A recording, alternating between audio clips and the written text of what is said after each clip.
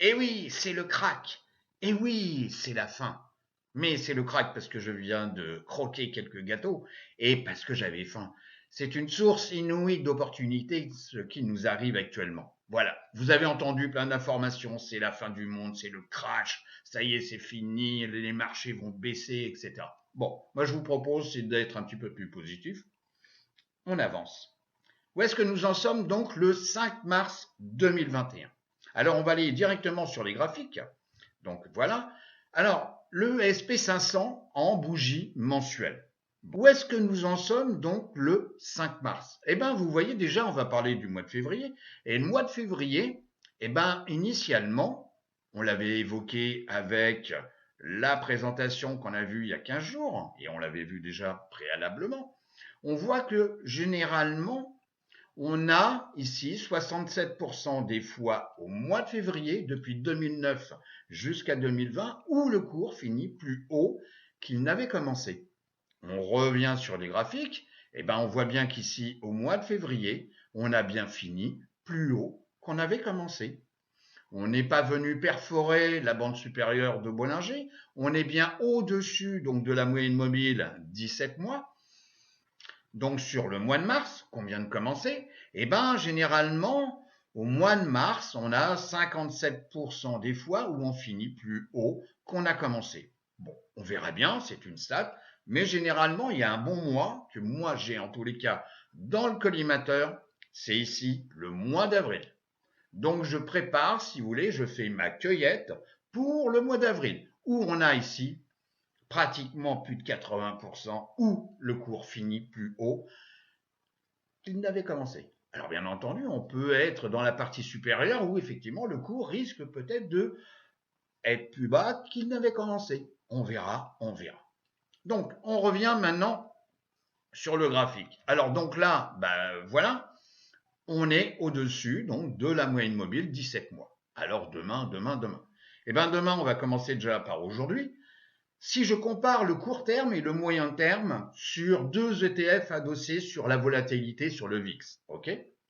Un court terme, l'autre moyen terme. Donc on voit pour l'instant, si vous voulez, le court terme n'est pas prépondérant sur le moyen terme. Ils évoluent, si vous voulez, on le voit bien là, ils évoluent grosso modo dans la même tranche de volatilité, ce qui veut dire que le différentiel, il n'y en a pas. Bon, ils sont tous les deux assez bas par rapport à des volatilités historiques qu'on a pu avoir, mais en tous les cas, bon, pour l'instant, il n'y a pas de peur à avoir là-dessus. On avait besoin d'un retracement, c'était normal. Bon, il faut accepter la règle du jeu, ça peut pas en permanence monter. Si maintenant je compare, et j'avais posté plusieurs fois sur le Discord et sur la page privée, donc la bourse en stress, donc Facebook, hein, eh ben j'en avais parlé, j'avais posté une information là-dessus en disant attention que quand on compare la volatilité de la volatilité, le VIX, par rapport au VIX, eh ben, à un moment donné, on peut avoir la volatilité de la volatilité qui a une tendance baissière, ok, et qui fait comme quoi on a cette comparaison qui a tendance à baisser et à couper des moyennes mobiles de la comparaison, qu'elles soient 50 jours ou qu'elles soient 200 jours. C'est ce qui s'était passé, donc ici, souvenez-vous, donc en mars, fin février, mars 2020, où effectivement la comparaison avait cassé déjà la moyenne mobile ici, donc 50, et la 200 avait rebondi, donc action-réaction, on revient tester, et là, schlac. Et c'est à partir de ce moment-là où il y a eu un fort retracement, un fort dégagement des marchés financiers, et on le voit bien ici ce qui s'est passé au mois de mars. Et là, on a eu un phénomène, je dirais, identique, enfin identique, non pas en termes d'ampleur, mais en termes de comportement, où ici, on est venu casser la moyenne mobile 50 jours de la comparaison et on est venu titiller la 200 jours de la comparaison. Et là, on voit comme quoi c'est le SPX, ok, je dirais que pour répondre à une certaine personne, ouais, pourquoi j'utilise les ETF? Déjà, les ETF, pour ceux qui ne payent pas le flux, eh ben, ils l'ont décalé en 10 minutes, ce qui n'est pas le cas de SPX, où vous avez le cours de la clôture de la veille si vous ne payez pas les flux. Voilà, c'est pour ceux qui ne payent pas. Donc ça c'est pour répondre. Et donc on voit ici comme quoi le SPX ou le SPY, parce que si on fait une comparaison, on va voir comme quoi il navigue exactement de la même façon. Eh ben, on a du retracement. Bon. Et là, effectivement, jusqu'où ça va durer, je ne sais pas, mais en tous les cas, il fallait faire attention. Moi, quand j'ai vu ça, je l'ai posté, j'ai dit attention, on vient de casser la moyenne mobile ici en noir 50 jours, ok, à la baisse, faites attention. Et c'est le début donc du retracement du SPX ou du SPY. Bon. Si maintenant on compare les valeurs de croissance et les valeurs value, donc à travers l'ETF VUG et à travers donc l'ETF VTV. Ça fait longtemps que je vous dis comme quoi, bon, on a eu la période fantastique où on a eu les FANG, les grosses sociétés technologiques et tout, qui effectivement ont monté, et puis bon, les sociétés plus de croissance, enfin de value, qui bon, ça végétait un peu, hein, donc le rapport faisait comme quoi on avait une belle fusée. Et puis là, depuis un certain temps, on l'a évoqué à chaque fois, on venait à chaque fois tester, donc aux alentours des 2,07 de la comparaison, ok, et ben on venait tester cette zone de support. Bon. Et puis là, patatrac, et ben on a du retracement et on est revenu donc le 5, le vendredi donc 5 mars, revenu tester la zone des 1,94 qui correspond ici à des zones support résistance, hein, donc ça dépend si on monte ou on descend, ok, résistance support qu'on avait rencontré donc à cette époque en mai donc 2020. Bon. Et puis là, on a fini avec un beau marteau, hein, si je me mets ici en plein écran, un beau marteau. Bon, le body, il est rouge, bon, d'accord, mais on voit qu'on a un beau marteau. Bon, si maintenant, on revient sur la présentation. Donc ça, on vient de le voir, ça, on vient de le voir, ça, on vient de le voir. Bon. On a également évoqué il y a 15 jours, donc, ce qu'on appelle le put-call ratio. Donc, c'est simplement le rapport, parce qu'effectivement, l'un et l'autre, il y en a un qui va servir donc en achat, je ne parle pas de la vente, c'est en achat de put, ça sert à se protéger, et l'achat de call, ça permet de se positionner sur une hausse des marchés. On voit comme quoi, là, on est monté, donc avec cette peur, hein, parce que bon, tout le monde a lu les mêmes informations, même si c'est écrit en anglais, mais c'est le même genre de truc, la peur, le risque, ça y est, voilà, donc eh ben, on est revenu sur un ratio, le ratio a augmenté de 0, est monté à 0,60. Bon, ce qui veut dire comme quoi il y a une certaine peur, oui. Ça veut dire qu'il y a eu plus d'achats de put que de call. Bon, ben là, c'est le phénomène de peur, voilà, c'est la fin du monde, tout le monde se fait bananer par ça, ok. Et puis, ben voilà, on se protège, on achète des puts de protection. Bon. Donc, si maintenant, on essaye d'expliquer. D'abord, premièrement, je pense qu'il était nécessaire d'un retracement. Les statistiques sont là aussi que pour le mois de mars, généralement, le pourcentage, hein, on vient de le voir à travers le graphique, il n'est pas énormément, il est positif, ok, mais c'est pas énorme. Donc, est-ce qu'on finira plus haut à la fin du mois qu'au début? Je ne sais pas, je n'ai pas la boule de cristal, mais en tous les cas, le pourcentage est plus faible qu'au mois de février. Les gens vous parlent simplement donc des taux. Alors, on ne va pas faire le taux à 2 ans, le taux à 10 ans, on va voir juste le taux à 10 ans, ok, à travers TNX. On va voir directement donc les graphiques, donc TNX qui est ici, et on voit comme quoi effectivement, voilà, c'est simplement la corrélation avec l'augmentation du taux, hein, puisque vous voyez, on est monté à 1,55 en clôture vendredi. Bon, donc c'est 1,55%, hein, c'est les taux sur 10 ans. Les gens prennent peur. Ah bah oui, l'argent va coûter plus cher, hein, les taux d'intérêt montent, hein, il va y avoir moins de liquidités. Ouais, malgré le plan de Biden, ouais, bah non, il y aura quand même pas mal de liquidités. Bon, c'est simplement un épiphénomène. Bien entendu, on ne peut pas rester avec des taux si bas pendant si longtemps. Un jour ou l'autre, ça va forcément remonter. Quand? Je ne sais pas, mais en tous les cas, ça a peut-être commencé à remonter. Bon, ça c'est une vision donc journalière. Si maintenant on regarde en bougie hebdomadaire, on va avoir peut-être une autre vision des choses. C'est-à-dire qu'il faut avoir une vision plus lointaine. Donc, je me mets ici en weekly. Vous voyez, tac. Alors, en weekly, qu'est-ce que ça me dit? Eh bien, ça me dit comme quoi, depuis un paquet de temps, la tendance, elle est quand même franchement baissière. Je vais remonter la courbe. Elle est baissière. On est dans un canal baissier. Alors, bien entendu, on vient taper le support baissier et on vient tester la résistance baissière. Et là, qu'est-ce qu'on fait? Eh bien, effectivement, on revient tester cette zone donc de résistance du canal baissier et qui, ah, tiens, c'est marrant, on est dans la zone des 2%. Et il y a eu plein de gens, ah oui, mais alors le 2%, c'est encore acceptable, mais si on dépasse, ce sera quand même, voilà, bon, etc. Bon, si on est graphique et factuel, bah, je suis désolé, on risque de retester donc cette zone de résistance donc du canal baissier. Est-ce que les taux vont remonter? Je ne sais pas. Mais en tous les cas, là, on voit bien ce qui se passe. On revient sur la présentation. Donc, pour l'instant, je dirais comme quoi on risque encore d'avoir du retracement parce que si je reviens sur le cours, en journalier, si vous voulez, on n'a pas encore atteint la zone des 2%. Vous voyez, on va se mettre ici en mode, voilà, auto, voilà. Donc, cette zone des 2%, si on remonte, vous voyez, là, tac, dans cette zone donc des 2%, voilà, qui correspond à des niveaux qu'on a déjà travaillé dans le temps passé, hein, des niveaux comme ça, vous voyez, qu'on a déjà testé. Alors, est-ce qu'on va retester les mêmes zones et qui correspondent donc à la zone de résistance du canal baissier? Je pense certainement. Vous savez, le marché, il est un peu comme ça, il a envie de tenter, il a envie de... Voilà. C'est un coup de poker aussi, hein, parfois.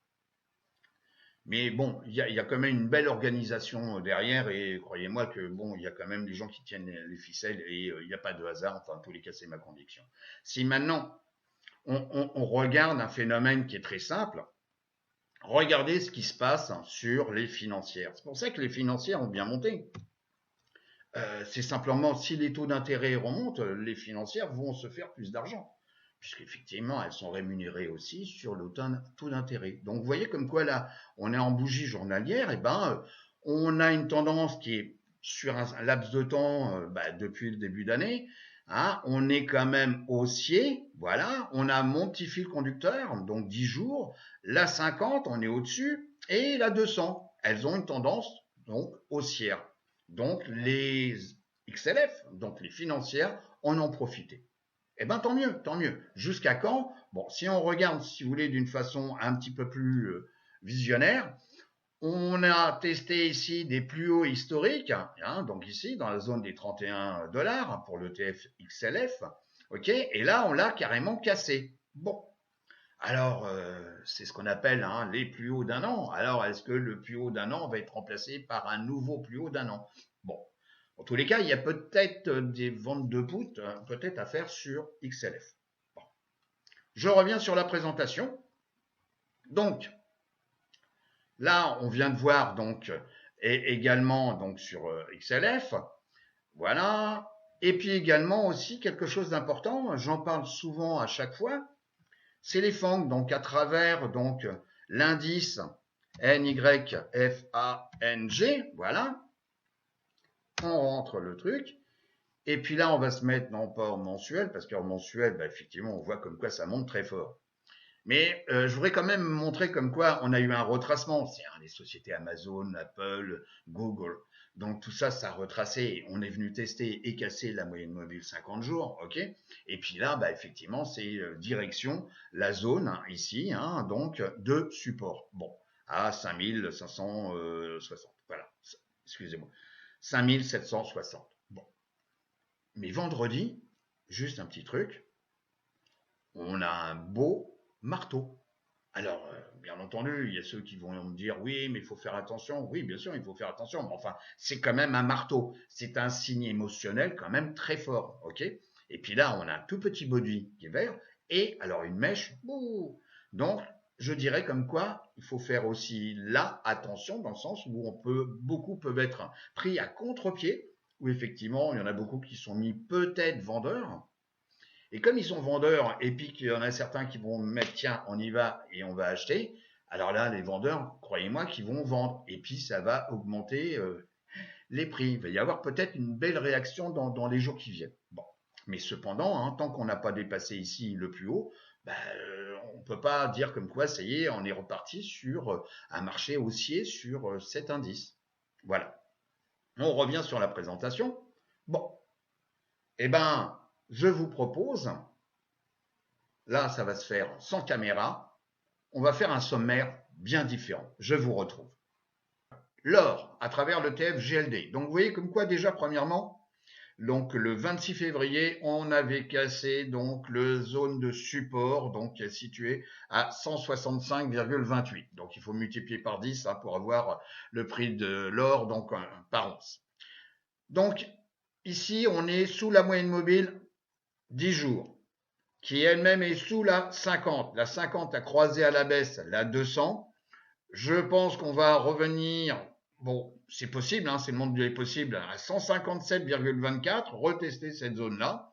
La tendance de fond de l'or, pour l'instant, vous voyez, on a eu une belle ici zone, donc effectivement haussière, hein, donc, et puis là, bah, si vous voulez, on risque peut-être de revenir à des niveaux plus bas. L'argent, effectivement, il y a une belle envolée.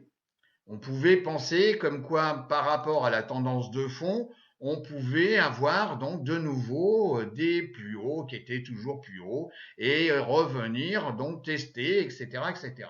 Bon. Cependant, et j'en avais parlé aussi, on est dans un canal de congestion, on est dans un rectangle. On a fait des tentatives de dépassement, etc., mais cependant, effectivement, on a réintégré ce rectangle de congestion. Ici, on a clôturé plus bas que le jeudi, bon, le 4. Est-ce qu'on a tendance à revenir tester la moyenne mobile 200 jours? Eh ben, les probabilités font comme quoi, oui, c'est probable. C'est probable. L'USO. Alors, j'en ai parlé, l'USO. C'est l'énergie.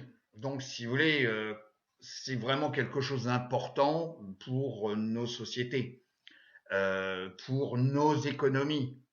C'est important aussi pour alimenter les avions qui forcément un jour, alors peut-être pas aussi nombreux, mais ils vont redécoller. Ok. Bon. Et là, effectivement, on est toujours au-dessus de la moyenne mobile 10 jours, qui est elle-même au-dessus de la 50 et au-dessus de la 200. Bon, c'est quand même une tendance haussière après avoir croisé à la hausse la 50 et la 200. Donc, on a fini juste sur une petite bougie là, avec un petit body. Bon, on pourrait dire que c'est un doji. Bon, en tous les cas, c'est un petit truc, voilà, avec un petit gap haussier. Je dirais comme quoi c'est un plus haut, hein, c'est un plus haut déjà depuis un paquet de temps, depuis 6 mois. Hein, ok. On va voir maintenant donc les marchés, le SPX, le Dow Jones, le Nasdaq 100, le Russell 2000. Donc le SPY.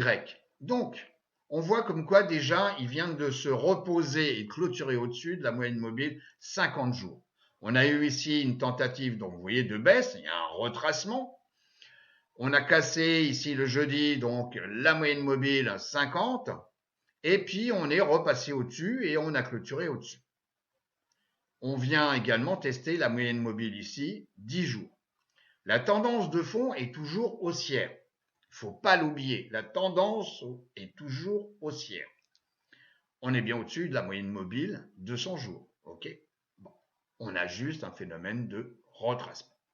Si maintenant on compare, parce qu'on ne va pas tous les faire, si on compare les 4 indices, on a toujours donc le premier ici qui est le Russell 2000, donc le Russell 2000 qui est le premier et qui là, bon, effectivement, on est parti d'ici où on avait une valeur qui était à 50 et là, on revient donc vendredi sur 43,50. J'arrondis plus 43,50 sur 6 mois parce que je suis ici sur 6 mois. Et puis, les trois autres qui sont positifs, ok, avec ici le premier, hein, quand même, qui est le SP500, bon, pas de beaucoup, hein, 12,91, alors que le QQ, c'est le deuxième, hein, il est à 12,67, vous voyez. Je vais maintenant évoquer quelque chose d'important, c'est les marchés US, ouais, mais il s'est passé quelque chose d'intéressant, donc, vendredi. Je m'explique.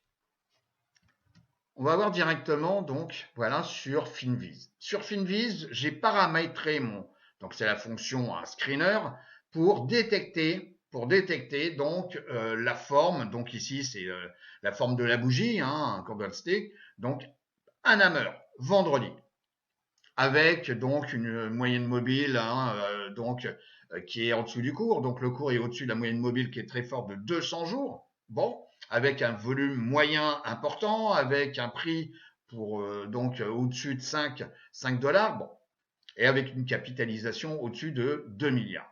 Eh ben, on se tape quand même 373 sociétés qui ont fait avec ce paramétrage. Hein, donc si j'enlève tout ça, vous allez en avoir plus. Mais 373 sociétés qui ont fait un marteau, un hammer. C'est quand même très fort. Donc, si vous voulez, est-ce que c'est un retournement? Je ne sais pas. Mais en tous les cas, c'était à signaler et je vous l'indique. Alors, vous avez les sociétés, vous voyez, donc là, on est dans un canal, vous voyez, ça c'est de l'engineering, donc ACM. Bon, vous voyez comme quoi, on a, bon, là, il a détecté un hammer, bon, qui est à l'intérieur d'un hammer. Bon, alors là, je dirais comme quoi, bon, la tendance de fond, elle est bonne, mais c'est pas tout à fait le hammer que, c'est pour ça qu'il faut toujours vérifier, hein, c'est pas parce que vous avez un screener que ça y est, c'est la Bible. Donc, on va prendre, je sais pas, une autre société, voilà, qui a retracé en 3 temps.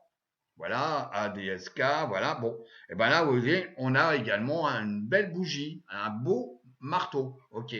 Alors après, il faut voir, si vous voulez, il faut avoir la confirmation qu'on repasse au-dessus hein, du haut du body. Donc ça, c'est pas le tout de se vautrer tout de suite en disant ah, je le prends. Il faut voir quand même le comportement dès la semaine prochaine, donc lundi. Donc etc.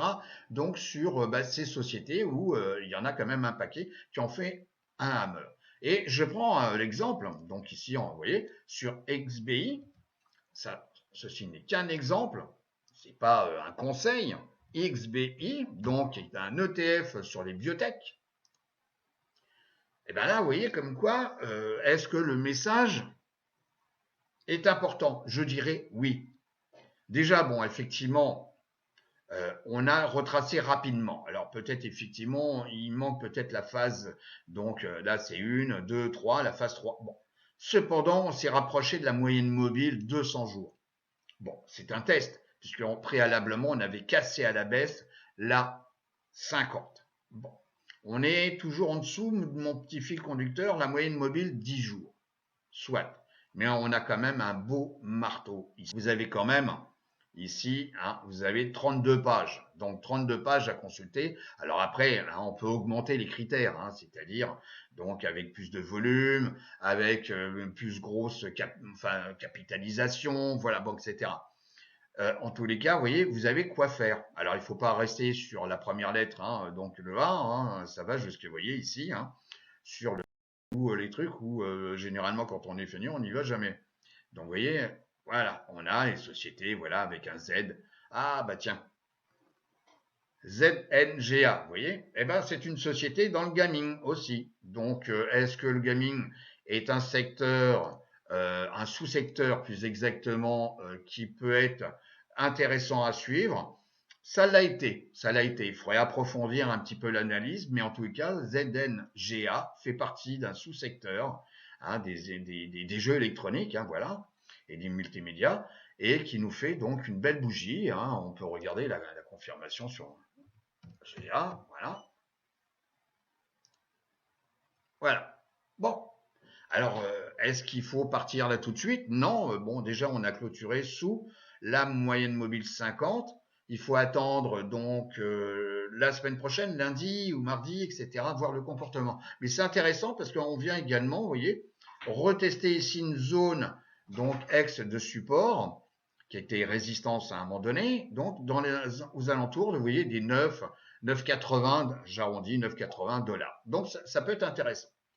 Les marchés US.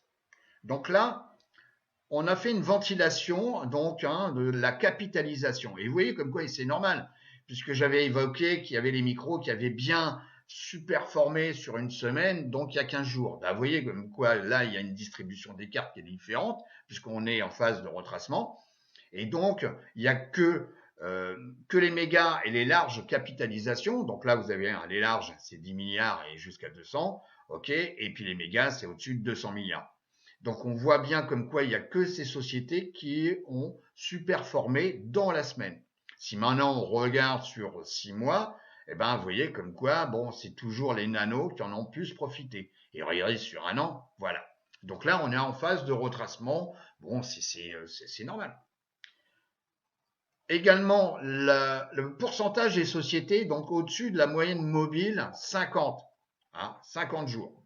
Bon, vous voyez comme quoi on l'avait évoqué, on avait testé ici donc en courant février, et puis on est remonté, et puis on est redescendu aussi, et donc là, vous voyez, on est dans une zone aux alentours, en dessous des 70%, de sociétés, de pourcentage de sociétés au-dessus de la moyenne mobile 50. C'est normal, c'est un retracement, etc., etc. Bon. Mais en tous les cas, on verra dans les prochains jours. Mais il faut garder ça en tête, comme quoi le ratio, le pourcentage a baissé. Maintenant, les secteurs sur 6 mois. Vous voyez comme quoi le premier, c'est l'énergie. Alors c'est là où je mets un point d'interrogation. Un point d'interrogation dans le sens où l'énergie a bien monté, sur 6 mois, c'est le premier secteur. Au-dessus du deuxième, ici on en a parlé il y a 15 jours, les financières, parce qu'elles étaient premières, et ici les industriels. Ici, bon, les télécoms, les services télécoms. Ici, XLB, les matériaux de base. Pour l'instant, le seul secteur qui est légèrement, on va dire, positif, c'est XLP, les couches culottes. Bon. Mais cependant, si on revient ici sur ma présentation, déjà on en parle dans la nouvelle, nouvelle formation de Michael, ok, donc la roue sectorielle, etc., des choses importantes à connaître sur les cycles des économies et les cycles des marchés boursiers. Ok, il y en a un qui est toujours en avance entre 6 et 9 mois par rapport à l'autre, c'est les marchés financiers qui sont toujours en avance et on appelle ça un indicateur avancé par rapport à l'économie. Et là, vous voyez comme quoi on a le secteur sur 6 mois de l'énergie qui est au top, qui est numéro 1.